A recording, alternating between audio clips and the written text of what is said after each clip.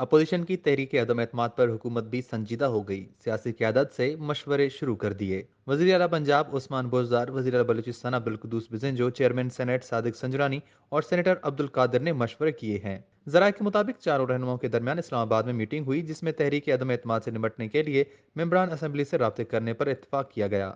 Meeting में बलूचिस्तान से मुंतखब होने वाले सेनेटर अब्दुल कादिर ने खुसूसी शिरकत की। कौमी असम्बली हुकूमती इत्तेहाद के पास 179 अरकान मौजूद हैं, जबकि अपोजिशन इत्तेहाद के अरकान की तादाद 162 है। यूं फर्क सिर्फ 17 अरकान का है।